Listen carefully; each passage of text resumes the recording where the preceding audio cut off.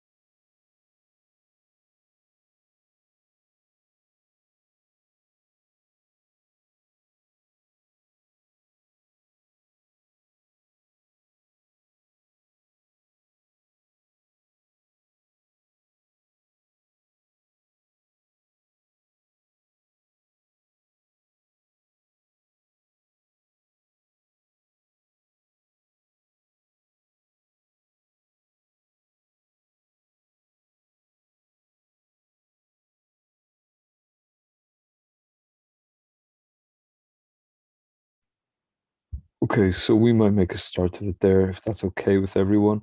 So you're very welcome to the session, which is going to be looking at Canvas assignments for summative assessment. So essentially looking at assignments and the setup of assignments with a view to the kind of end of semester submissions from students.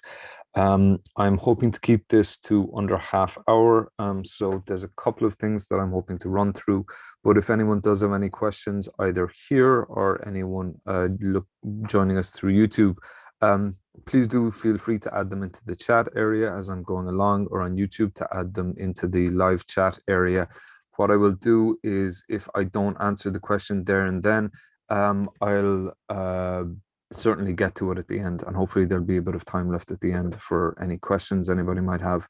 I'm hoping to keep this to under the half hour so as not to use up too much of anyone's precious time. But for the session today, what I'm hoping to talk about is the process of setting up an assignment, both a regular assignment and a Turnitin assignment. Setting up an assignment for an open book exam, which, to be honest, is essentially the same thing as the first item there. I'd also like to talk a small bit just about the process of adding extra time for specific students or making an assignment available just to specific students, and then hopefully to cover a little bit of the settings around security and integrity for assignments, and also the process of viewing results and how you can do that. And finally, we'll end the session just by very briefly touching on some of the supports that are out there.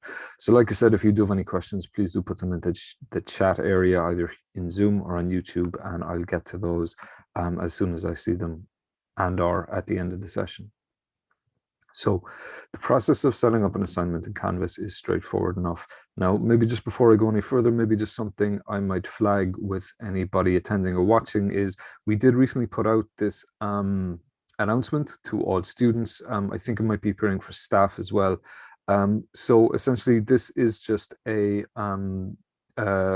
announcement for students that we've basically set up an open module where they can go to basically test their systems. So the idea with this module is that it's available to all students and that they can go here in order to basically, submit an assignment or take a practice quiz or anything at all like that. And the idea with this is basically it's giving students a chance to test their systems and make sure that everything is working, that kind of their browser, their connection, so on and so forth, is compatible with Canvas in an attempt to avoid any technical issues for students on the day of the exam. So to avoid a situation where a student comes to take the final exam or submit their final piece and they find out, oh, this browser doesn't work with Canvas, or my internet connection isn't kind of up to scratch for it. So if possible, if it's possible to maybe flag this with students, it's something we're keen to try and make students aware of. The idea being kind of prevention as opposed to a very stressful experience for them on the day.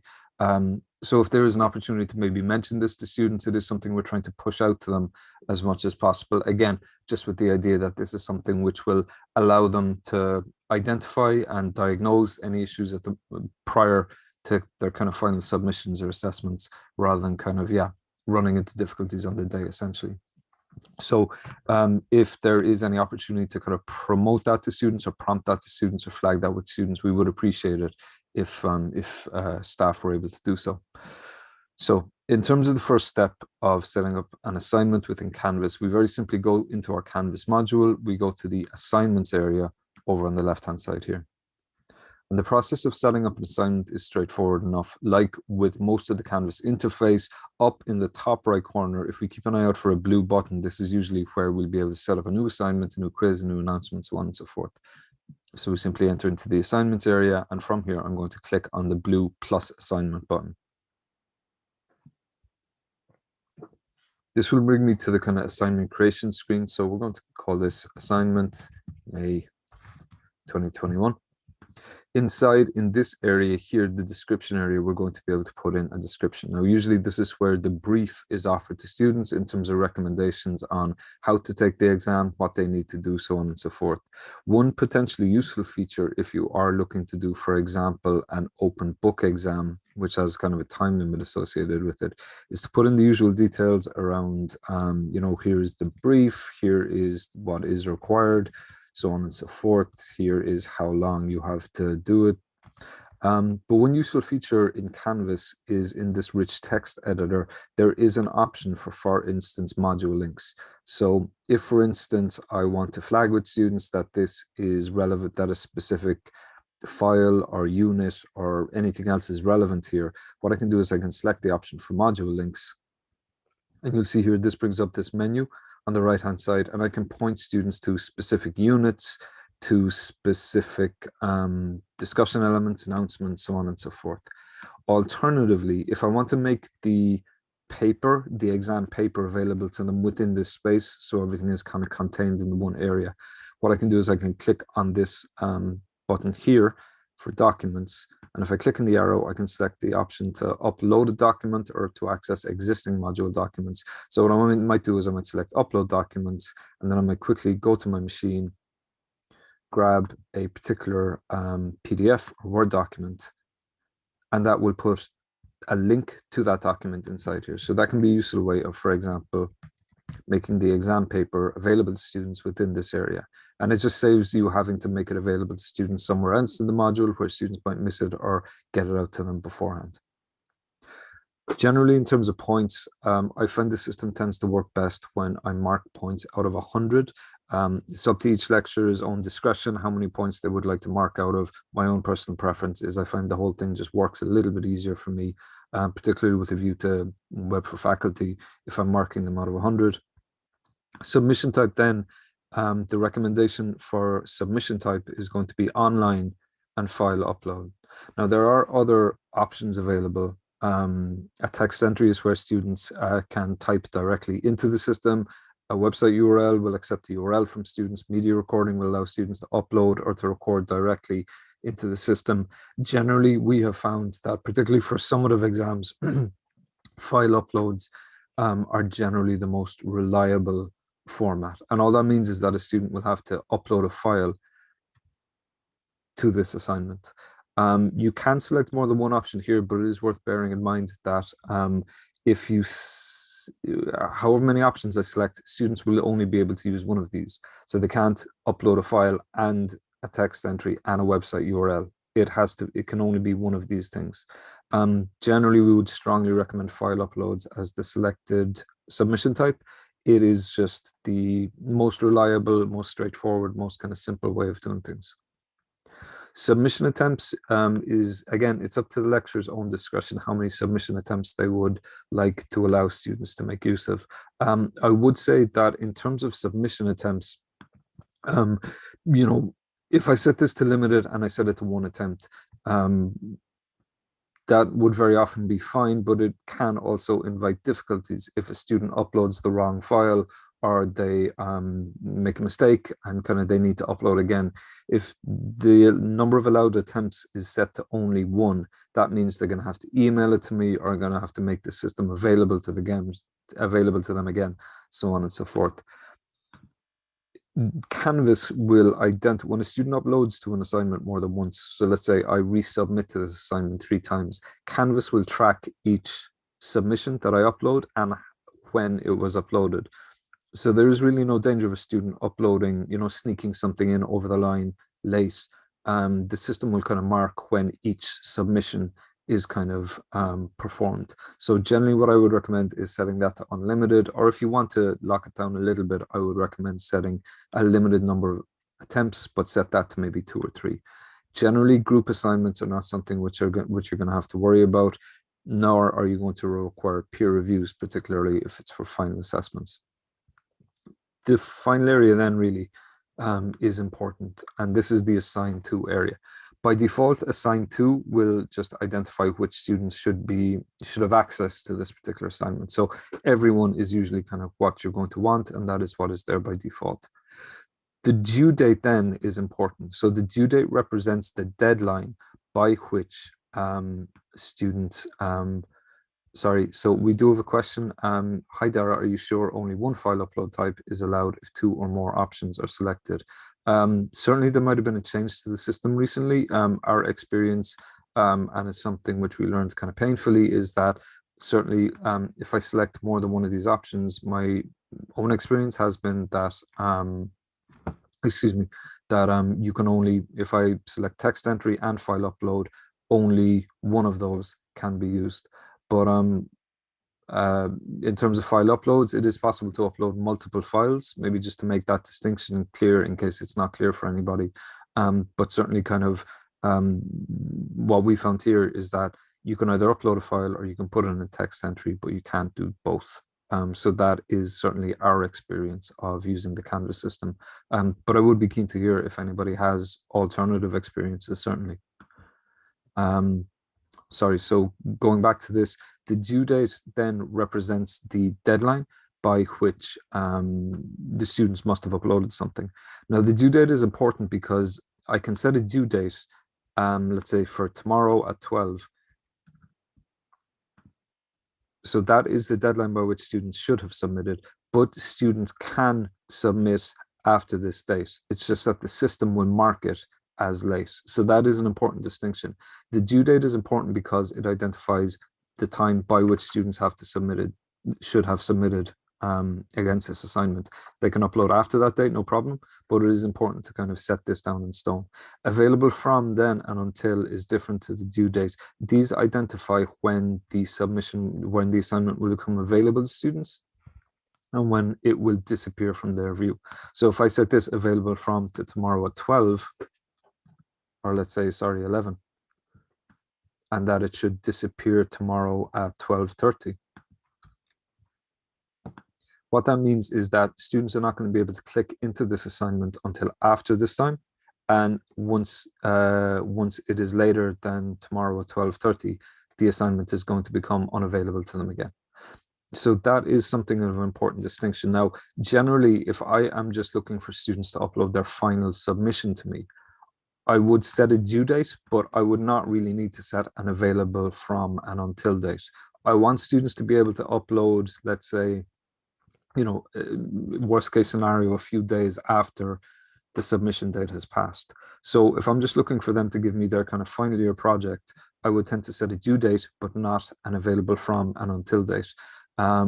However, if you were to set an open book exam, so for example, students are going to have, let's say, 24 hours to upload so on the 30th of April, I want this to become available to them, but I want them to be able to, but they have a deadline to, let's say, over the weekend until Monday at 11 to submit their final instance. So this, in that kind of scenario, the available from and until date is useful, because what I can do is I can basically set up the entire assignment. I can save and publish it. And what that means is that basically the assignment will become available to them at this time, and they have up until this time to submit. Alternatively, if I want to be a little less strict, and I would be wary in general about putting an until date on any assessment other than a quiz, for the simple reason that some students are going to submit late, but you probably do want to allow them the capacity to submit after, to submit after the kind of deadline has passed. In which case, I would maybe set the available from, and I would set the due date as the kind of marker. So in that instance, we would say, okay, I want it to become available on Friday. They have until Monday at 12 to submit. And that, I think, is a useful scenario. If students upload late, the system will flag to me that this student has uploaded this after the deadline. But I don't want to really lock students out, particularly when it comes to assignments. Now, again, that is certainly to each lecturer's own discretion, but that maybe is something to be aware of. So when we're setting up an assignment, it's important to give it a title. It is important to add in a description. I would generally recommend marking points out of 100. I would set the submission type to online, and my recommendation would be file upload. And it is important to set, at a minimum, a due date and then an available from or until date if you want. When I'm happy with all of that, I can click save and publish. And that will then allow that is available, it is published, students can submit to it. And you can see here that there is a due date set for it, and it will only be available after this particular time. So there is a question here about groups being set up. So what I might do, if that's okay, is I'll cover that at the end of the session. So that is the process of setting up an assignment. An alternative to the regular assignment then would be the Turnitin assignment. So a Turnitin assignment essentially allows me to make use of the Turnitin anti-plagiarism software. So we'll call this, the process for setting up a Turnitin assignment is quite similar. I go into my assignments area, I click on the assignment button. And again, I can give this a name. We call it Turnitin SEM2. I give it a description. I can set the points out of 100. The key difference here is that I am going to change the submission type from online to external tool. When I set it to an external tool, this kind of area appears, and I'm going to click find, and I'm going to simply select Turnitin. I can set the assignment type to everyone. I can set the due date and the available from and until date. All of those will be more or less the same. However, one key difference is that the due date here is kind of set within Turnitin also. So there is a deadline here, but there is also a deadline setting within Turnitin. So I would say maybe it's no harm to set your deadline here, but be aware that kind of the settings in Turnitin will overwrite essentially the settings within the Canvas environment here. But again, no harm in terms of due diligence. So let's say you want this to be done by tomorrow at 12, set that. And if I want to, I can set an available from to control visibility. When I'm happy with all of that, what I can do is hit save and publish. Now, what you'll notice is that instead of the standard assignment screen, which we saw the last time, this is then bringing us into the Turnitin kind of environment within Canvas, where there are a number of additional settings available to us. So if we want to, we can add instructions. If we want to, we can add a start date, which is kind of the date at which this should become available and at which point students can start submitting against the assignment. The due date is set according to Canvas, so that is important maybe to be aware of. And there is also a feedback release date, and this is really this is relevant because you can automate the release of feedback within Turnitin. So it is maybe important to set this at a essentially to give yourself enough time to kind of mark the student work. If I'm going to be getting something tomorrow, I don't really want to be setting this kind of feedback release date as Monday. I might set it for a week or two down the line when I'm confident that that I'll have all of the marks kind of done by then. Now, an important element in this area is to click on this optional settings area here, because optional settings determines how Turnitin will behave and how it will process users' submissions. Submit papers to basically determines what repository students' work will be submitted to.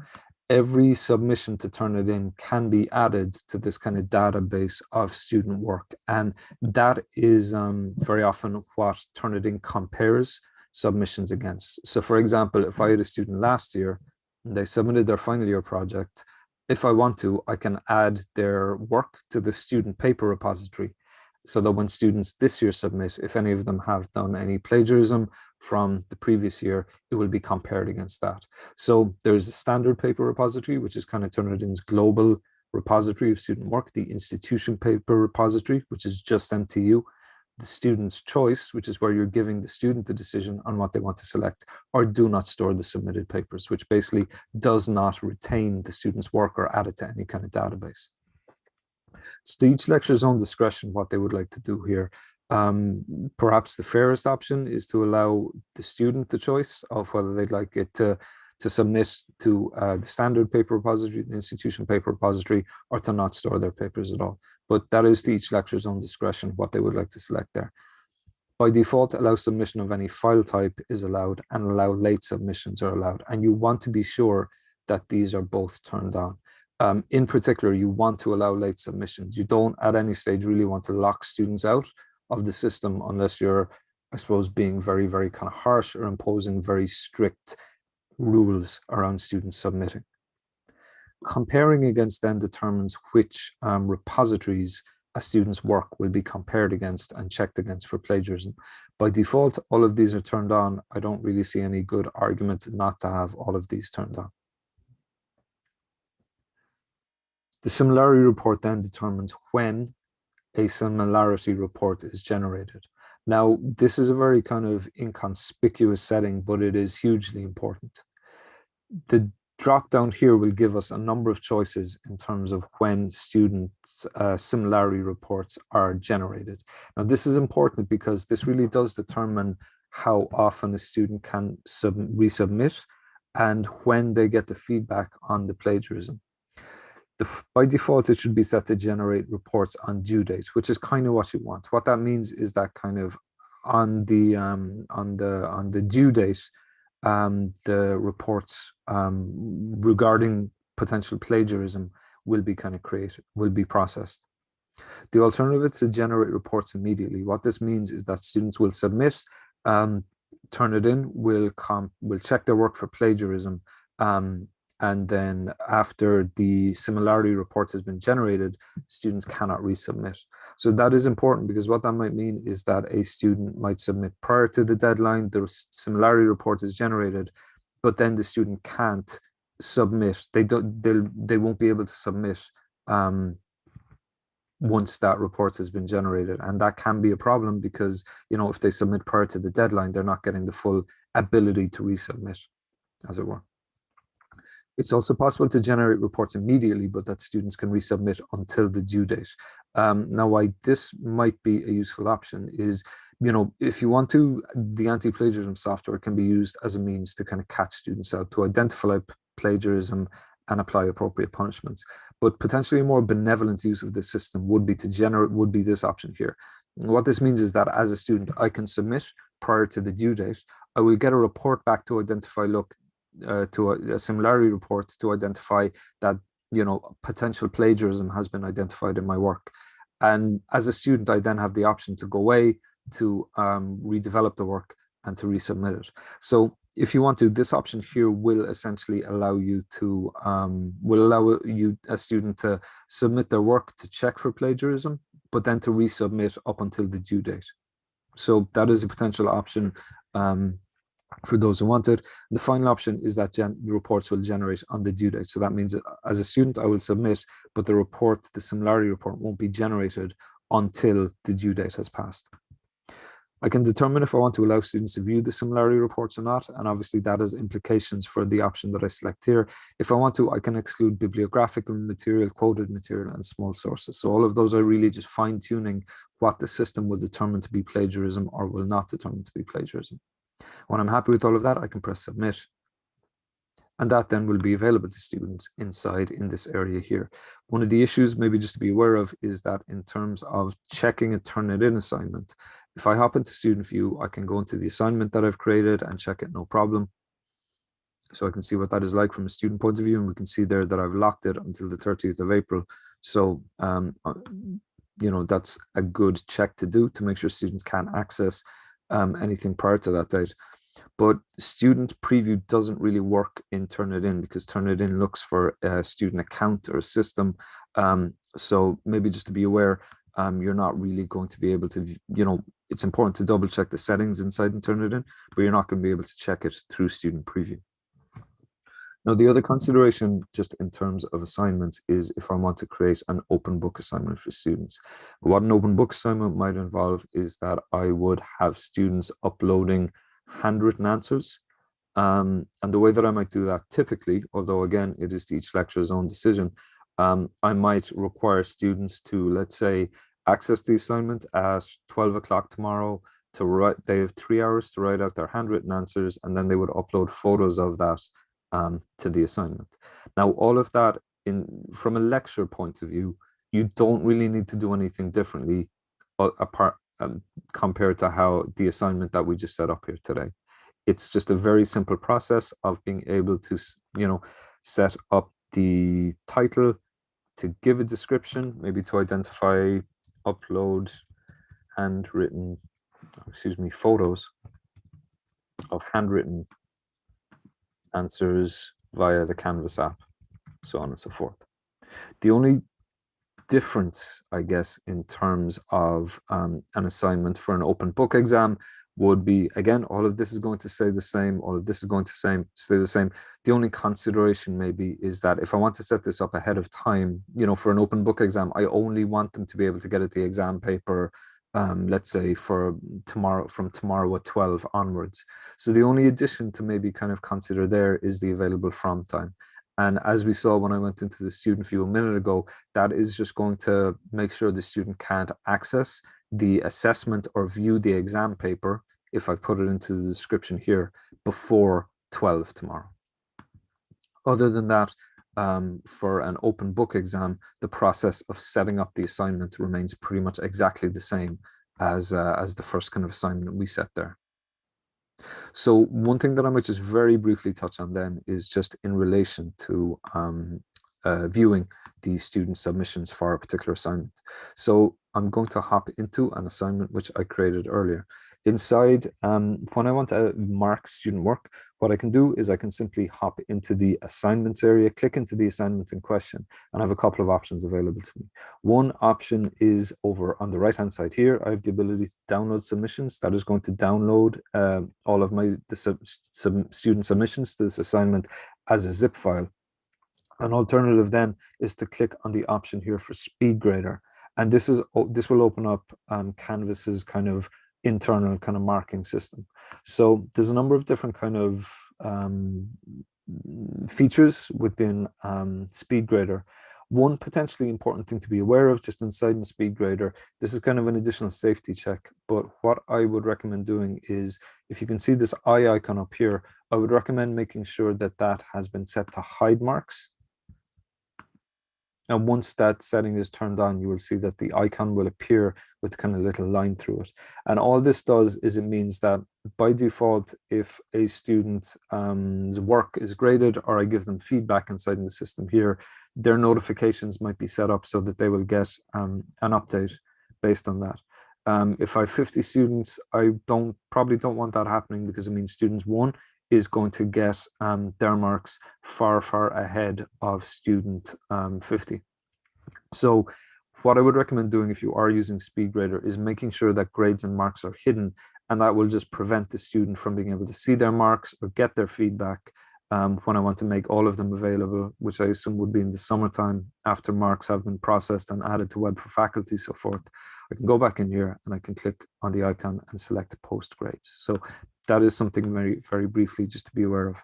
Other than that, inside in the Speedgrader system, I can use these annotation tools, which are available to me to add in feedback and comments for the students. So I can't go into too much details on those here because time is tight, but maybe just to be aware of those. Otherwise, what I can do is I can give them a mark in this area here. I can give them comments on their work, general comments on their work inside in this area here. and I can navigate through the different kind of student responses using the drop down up here or the left and the right arrows. So this is obviously a PDF which has been uploaded. If I'm conducting an open book exam, then what a student would be giving me would be something a bit like this. So handwritten answers of their work. And I can use all the same tools to add marks, add feedback. The system works essentially the exact same. One thing to be aware of is that if a student has uploaded more than once, you will see up in the top right corner here, this kind of drop down appear. And what this identifies, if I click into it, is I can see this student uploaded something on the 19th of April. They also uploaded something then on the 29th of April. And because they uploaded after the deadline, you see the system marks this as late. So it is important maybe just to be aware that this is that if a student uploads more than once, this dropdown will appear and you can view, previous submissions that they've added by clicking into this. In terms of Turnitin submissions, usually you simply click into the Turnitin area. Student assignments will appear inside in this area here, and you'll be able to click on those to bring up the marks and also to bring up the the similarity reports. So other than that, just a couple of considerations related to I suppose, general kind of security and integrity in terms of assignments. It is important to maybe be aware to double check that you've communicated all the relevant information to your students to identify that the assessment is published. Again, hopping into student view is a good way to check this, but very often it can happen that a submission might be set up, but it's not available to students on the day because it hasn't been published. So maybe just to always double check that. Make sure that the available from and the until date, if you're using those, are correct, and that a student isn't going to be cut off or unable to submit at a certain stage. Make sure that students are able to access it, and make sure as well that students cannot see important files prior to the assessment. So this is maybe something just to pause very, very briefly on. You saw there for this particular assignment, I uploaded a file directly into the description for this particular assignment. Why that is a problem is that if I click into the files area here, if this is visible to students, then the file that I uploaded, the exam paper, let's say, is going to be accessible to them inside there. By default, this files area is hidden, but it is maybe a useful step just in terms of ensuring that your assignments are secure, to click into the settings area, to go to the navigation area here, and to just make sure that files has been dragged down to here so that it's invisible to students. So this is really just a way of making sure that students can't access any files related to exam papers or similar ahead of the assignment or the exam time. So again, just a small step, but potentially an important one in terms of making sure that your assessment is secure. So there's a couple of supports that I'll touch on, but we might just pause here and I'll just try and get to some of the questions that were mentioned earlier. So Aoife asks, when typing comments, will they save when the submission, i.e. will external have visibility? Can I ask, Aoife, do you mean in terms of the typing the comments, do you mean in the Speedgrader? Yeah, so yeah, they will be available, Aoife. Now, I suppose the difficulty is maybe just in terms of making that available to the extern. There's a couple of different ways of doing that. One kind of useful way, I think, which might be kind of effective, is if I very quickly go into Speedgrader here. What I can do is, let's say I have this particular student's paper. What I can do is I can simply add in a comment using one of the annotation tools here.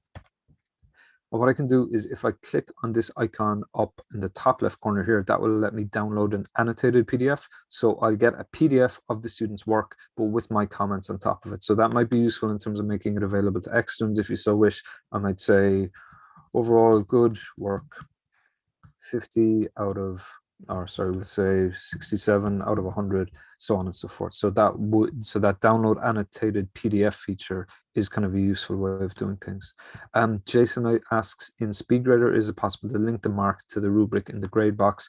Yes, I think so, Jason. So Yeah, what I can do inside in an assignment, and you might let me know, Jason, if this is kind of what you're asking or referring to. What you can do inside in an assignment is once you've got it set up, you can click on the rubric item here. You can set up your rubric. I don't have time to kind of do that in full now, but let's say, just put together a very quick rubric. And what we can do, excuse me, is click on the create rubric button, and inside in the Speedgrader, then you'll see over on the right hand side, over on the right hand side here, there is the option to view rubric. And by opening that up, I can essentially identify the student's position or kind of work according to the rubric, press save. And there is options in terms of the rubric as well to allow that to feed into the kind of grade area as well. So does that answer your question, Jason? Fantastic. So regarding hiding grades in a quiz, I've ticked the hide grade in grades and also in the quiz settings, but the grades were still visible to students. Yeah, so what I think that might refer to, and this is something of a confusing issue with the quizzes feature, is that inside in the quiz feature, there is the ability to, within the gradebook to, if we very quickly jump into the gradebook, there is the option to hide grades, and that will kind of ideally make it invisible to students. But inside in a quiz, then there is also a setting to restrict student results view. So if I go into the quiz environment, under settings, and this is kind of important in terms of quizzes, I would say one of the most important settings in a quiz is down at the bottom of the screen, the option to restrict student result view. And it is important to tick this because essentially it just means that students should not be able to access, they should not be able to view the results of their quiz if I so wish. But more than that, they should not, if this is turned on, it means students won't be able to see which answers in a quiz were correct or incorrect. And that is obviously very important for making sure that students don't on any level have access to what is correct in a quiz and what is not correct in a quiz, which obviously would have important implications for avoiding collusion or anything like that. So yeah, in terms of a quiz, this I would say is the most important setting, and that is in the quiz environment. But then beyond that, there is also inside in the gradebook the option to hide grades or make sure that that is available. And just as we're in the gradebook, I would say as well, an important setting, if you are able to check this, it should be enabled by default, but it's no harm to double check it maybe, is the option to click into this cog icon up in the top right area and make sure that the grade posting policy is set to manual. And that means grades will be hidden by default. So hopefully that answers that question. Did anybody have any other questions? Or if not, I can briefly talk about the process of setting up groups.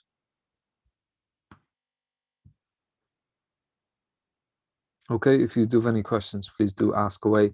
In terms of setting up groups, the process for setting up groups is kind of relatively straightforward.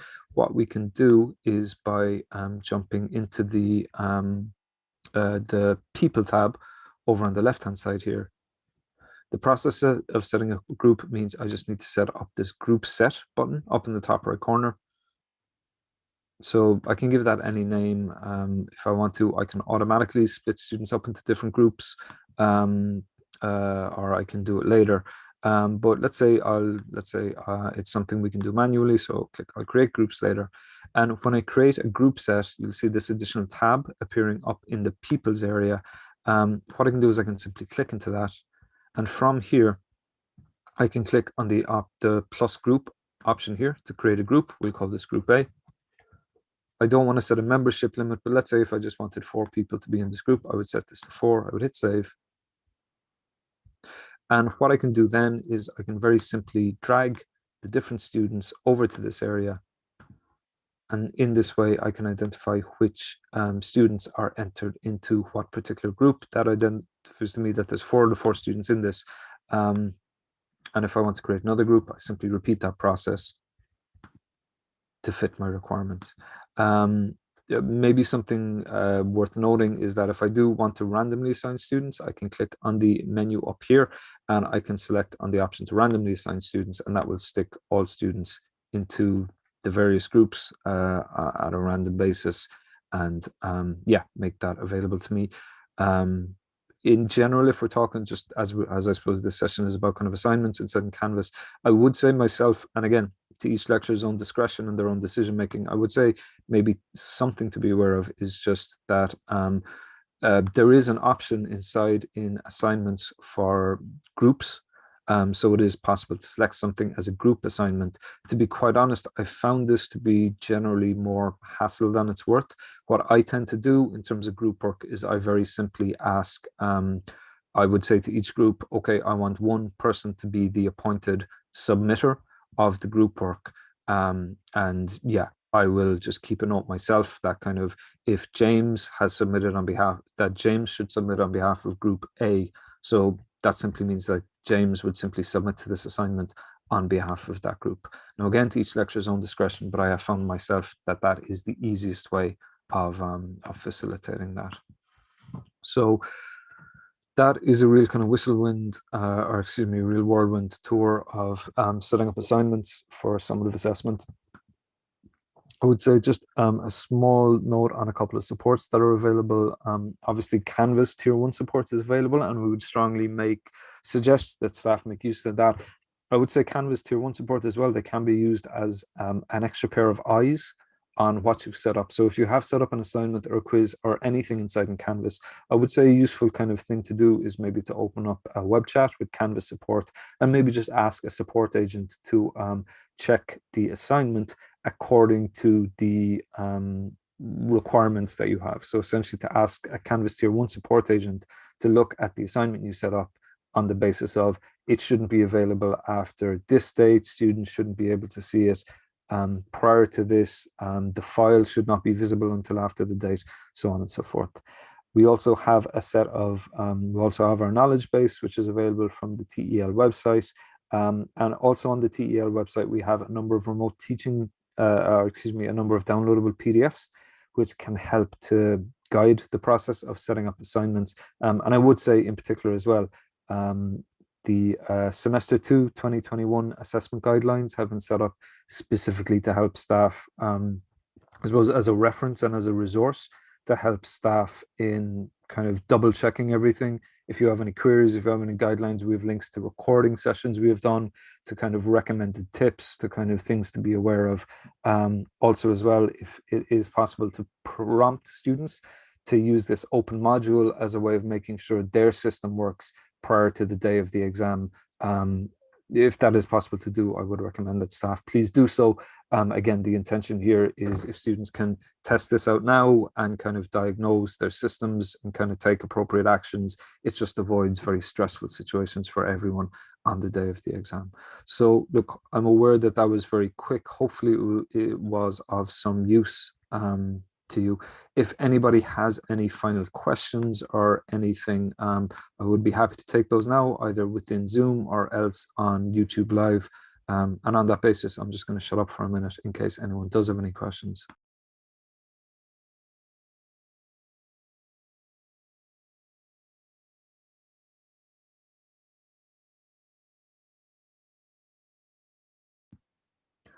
Okay, well, I'm going to take that as a no.